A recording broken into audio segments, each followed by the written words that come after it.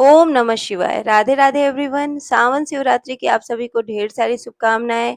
इस वर्ष यानी कि 2025 में सावन शिवरात्रि 23 जुलाई को मनाई जा रही है। तो देखिए, अगर आपने व्रत नहीं भी रखा है तो सावन शिवरात्रि का पूजा आप अपने घर पर कर सकते हैं। तो देखिए, शिवरात्रि के दिन सुबह जल्दी उठ जाएं, स्नान आदि करने के बाद चाहे तो घर के मंदिर चौकी लगा लें या कर आप पूजा कर सकते हैं।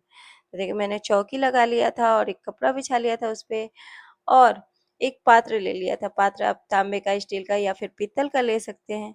उसके बाद से एक बेलपत्र रख दिया था, उस पे शिवलिंग को विराजमान कर दिया था मैंने। और एक बात का विशेष ध्यान रखें कि शिवलिंग की जो जलहरी होती है वो उत्तर दिशा की ओर होती है।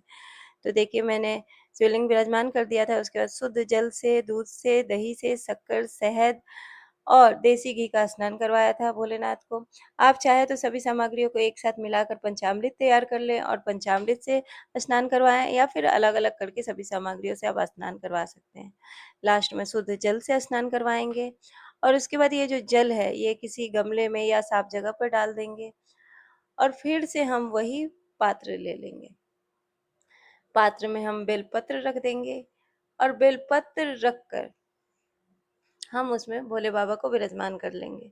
तो देखिए, हमारे भोले बाबा बहुत ही दयालु हैं, थोड़े से ही पूजा पाठ में बहुत ज़्यादा प्रसन्न हो जाते हैं।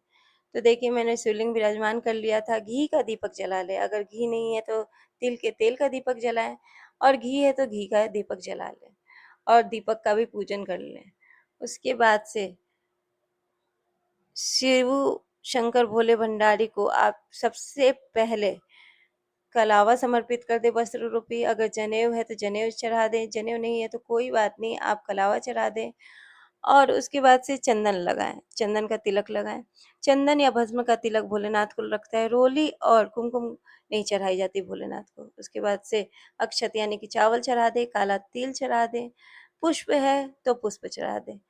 और देखिए, मैंने दुर्वा भी चढ़ाया था। तो जब हम शिवलिंग का पूजन करते हैं तो उसमें सभी शिव परिवार का पूजा हो जाता है। तो आपके पास दूब है तो दूब भी चढ़ा दें।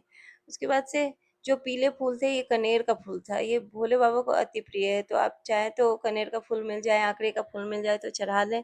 कुछ ना मिले कोई तो जो फूल है वो चढ़ा दें, और वो भी ना मिले तो हाथ जोड़कर प्रार्थना कर लें। उसके बाद से धतूरा चढ़ा दें, भांग है तो भांग चढ़ा दें, समी के पत्ते चढ़ा दें, और जो भी भोलेनाथ को प्रिय चीज़ होती है वो चढ़ा दें आप। काला तिल चढ़ा दें, बेलपत्र चढ़ाएं। बेलपत्र का जो चिकना साइड होता है वो टच करते हुए शिवलिंग पे चढ़ाया जाता है, तो बेलपत्र चढ़ा दें आप। कोई ऋतु फल है तो ऋतु फल चढ़ा दें। शक्कर जरूर चढ़ाएं तो शक्कर भी चढ़ा दें आप। और मैंने देखिए खीर बनाई थी तो खीर का भी भोग समर्पित किया था भोलेनाथ को। उसके बाद से अगर डमरू है तो आप डमरू बजा लें, और उसके बाद प्रेम पूर्वक आप आरती कर लें। तो देखिए, पहले गणेश जी की आरती करेंगे, उसके बाद से हम शिव शंकर भोले भंडारी की आरती करेंगे, और आरती करने के बाद हाथ में जल लेकर 2 बार चौकी पर से वार लेंगे, और उसके बाद हाथ जोड़कर पूजा में रही कमियों के लिए क्षमा याचना कर लेंगे। कुछ दान दक्षिणा भी चढ़ा देंगे। तो इस तरीके से बहुत सरल